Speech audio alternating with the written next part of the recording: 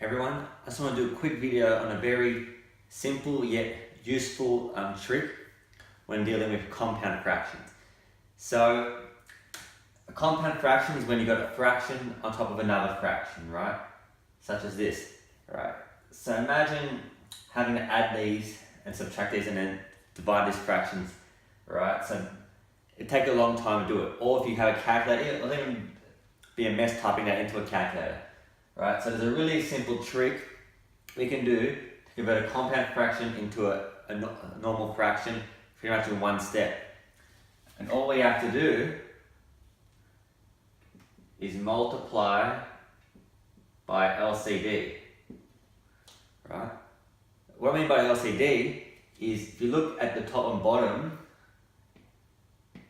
both the numerator has 3 and 5 as separate fractions. So does the denominator.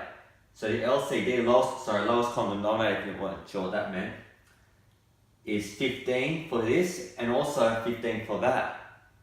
So if you times this top by 15, these fractions are gone, right? Because the LCD cancels both of these numbers. And same here. So what that means is I will times this by 15, but I have to times the bottom by 15. Because when you times something, you don't want to change the question. And how do you ensure? Well, times by 1, right? Because if you times anything by 1, it remains the same. Because 15 on 15 is just 1. So now, if you do 15 times a third, the 3 cancels with 15 to give you 5. So essentially, a third times 15 is just 1 times 5. Then we do the same here. 4/5 times 15.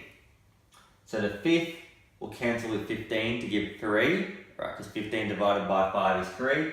So this is just 3 times 4. 12. Let's go to the bottom.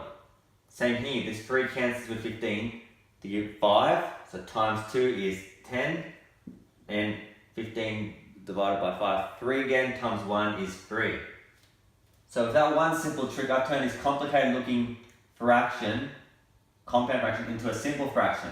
So 5 plus 12, 17. 10 minus 3, 7. Final answer in 2 steps with minimal calculations. Right? I didn't have to worry about adding the fractions and dividing them or having to spend ages typing that into a calculator. Right? So you can see it's a very simple yet powerful trick for simplifying compound fractions, and just a nice trick to use when if you want to add and divide fractions by yourself without having to use a calculator, right? So if you haven't yet, make sure to subscribe for future videos. Share this with your friends, give it a thumbs up and a comment if you enjoyed it. And if you're not a part of my free math help group, I'll leave a link in the description below to join, so you can join that to get free question help or other tips.